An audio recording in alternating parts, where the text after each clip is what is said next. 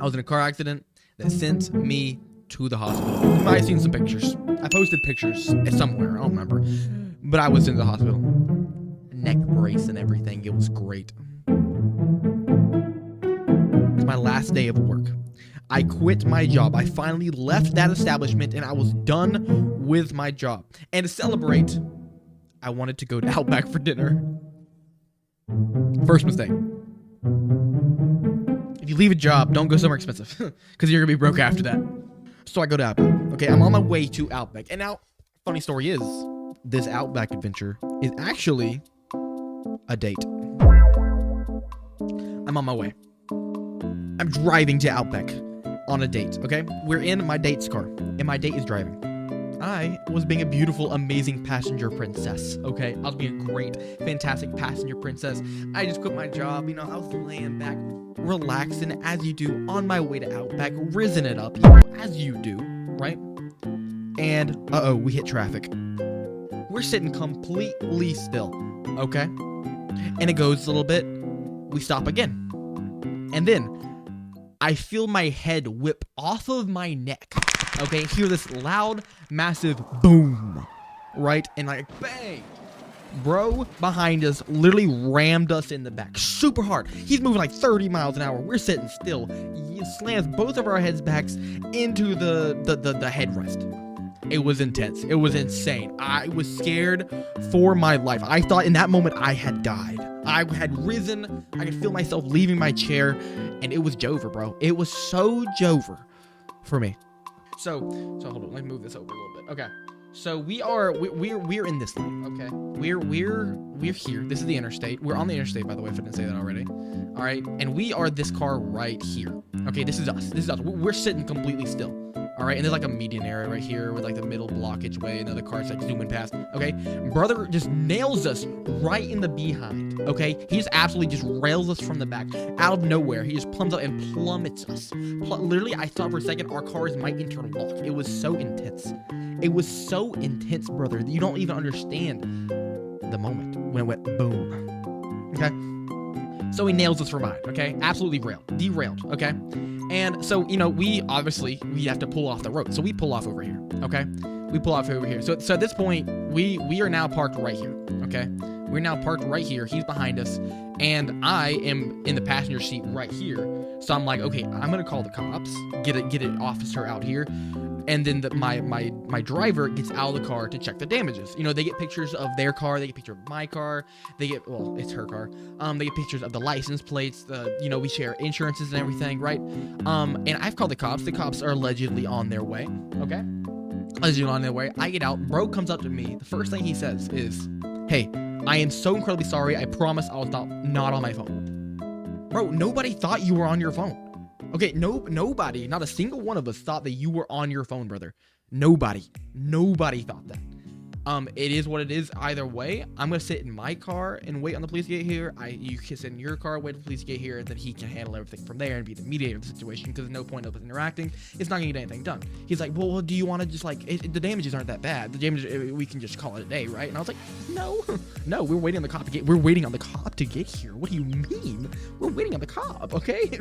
There's no scenario in which I'm just gonna leave, my car damaged, your car damaged, me with incredibly painful whiplash, and just say it called it. Okay, it's not happening. I'm not doing that, right? So about 5 minutes go past. This guy gets out of his car and walks up to our window. I'm sorry. Why are you getting out of your car? The cop is not here, bro. What are you doing? He comes out. He knocks on the window. We roll it down like, hello? And bro says, hey man, I don't really want to hang out any longer. Can we like speed this up? Can we like call the cops and like tell them to come faster? I'm like, you want me to call the highway patrol, okay, and tell him you need to get here faster, because bro wants to go eat his dinner. Brother, I'm on my way to Outback. I'm on my way to Outback to have a celebratory dinner on a date, and you think that you getting home to your dinner after you caused a wreck is more important than waiting on the cop? What is wrong with you? Are you crazy? Are you crazy? So then about 10 minutes goes by. Bro gets out of his car again, and he walks up to the window. Bro walks up to the window, right? And he says, look, y'all have my insurance information. You have my phone number. My name is Nathaniel, is what the name I'll give him. I'm just gonna go. And I'm like, hang on, buddy. I said this to him. Like, you hit us with your car. You were probably on your phone. We called the cops. They're on your way. I do not suggest that you leave at this moment and wait for the police officer to get here. You need to wait and chill. But I can't stop you. I said, I can't stop you from going. I can't stop you. He goes, I'll give it a little longer. I don't know. I just don't want to be here no more. So I'm like, okay. He leaves.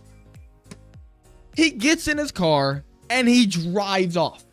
I'm like, my guy, you just hit me with your car. We have whiplash. There's damage to both of us, and you're just gonna leave? You're just gonna leave? What is wrong with you? Okay, so he leaves, and I'm like, okay, so he's gone. He just, okay, he's left. He left. You know, that's okay, whatever. So I call up the highway patrol. I'm like, hey, it's been about an hour since we called you about this car accident, and we're waiting for the highway patrol. I was wondering, have you dispatched anyone to us yet? How long do you think it's gonna be? Because the guy that hit us just left. I kid you not. This is what she said to me. She said, he did what? And I said, yes, he left. Bro left. And she goes, there's no way bro literally left. And I was like, he left, sister. I know, it's great. She goes, did y'all settle? And I was like, no, we didn't settle. We called the cops and we want y'all to come out here to help us settle. And she's like, but he left? And I was like, yes, he left. And she was like, he does know if he leaves, it's automatically hit and run. It doesn't even matter if he called the accident or not. He's still gonna be liable. And I'm like, I don't know, sister in Christ. I don't know. He left. He headed out. He dipped. And she goes, that's crazy. That's crazy. And I go, I know. She goes, well, you just wait for the cop to get there and he'll take care of business. I'm like, how long do you think it's gonna be? She goes, it's gonna be like 10 minutes or so.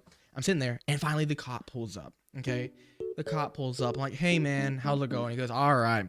Where's the other car? And I'm like, bro, you wanna know where the car is? Bro left. He goes, no way bro left. That's crazy. Anyways, so he's astonished. He's like, bro, why did he leave? What an idiot. I'm like, I know he left like 15 minutes ago. He left like 15 minutes ago because he was like, he wanted to get his dinner. And I'm on my way to Outback for my celebratory dinner because I quit my job. I quit my job and I wanted to celebrate my celebratory dinner and, you know, have a good food, right? And he hit me and he couldn't wait on the cop 15 more minutes and left. So he's like, okay, that's insane. So, you know, he got our information or whatever, you know. And then this is the funny part, okay? He goes, are y'all hurt? And I was like, well, now that you mentioned it, my neck hurts. And, you know, the driver, her neck hurts too. And he goes, do you want me to call an ambulance? And we're like, I mean, it's gonna be free. It's a free ambulance ride. What? Yes, I need an ambulance. So she gets on the stretcher, okay? She gets on the stretcher and they put her into the ambulance, okay? They put the girl on the ambulance, who is the driver. So I'm stuck with the car. I'm sitting there. And I'm sitting there, and I'm sitting there, and I'm sitting, you know, I'm sitting there. It feels like for hours at this point. It's only been like 10 minutes, but bro, it felt like for hours. And I'm sitting there, and then finally, bro gets out of his car. I'm like, thank goodness it's Jover. And he walks up to the car, and I kid you not, this is exactly what he did. All right, this is his weapon, okay? He's got this in his pocket, all right? He comes up, puts his hand on his gun like this. He looks in the window. He goes, sir, so I just spoke with the other party, and the other party said that you caused the accident, and actually you were in the driver's seat, not the female. And he puts his hand on my window just like this. He goes, the other party said that you were driving and you caused the accident. And I kid you not, I was sitting there and I looked at him and I was like, I stared at him dead in the eye. I didn't want to break eye contact. I was scared to death. I did not want to break eye contact. So I sit there and I go, like, you've got to be kidding me. I mean, I almost teared up. Like, I'm sorry. First of all, I just quit my job, so I'm emotional. I'm on my way to dinner and I haven't eaten yet, so I'm hangry. And then my date just went out in the ambulance, and now you're telling me that bro said it was my fault and I was driving? Are you kidding me? You're joking, right? He looked at me. No, I'm just playing.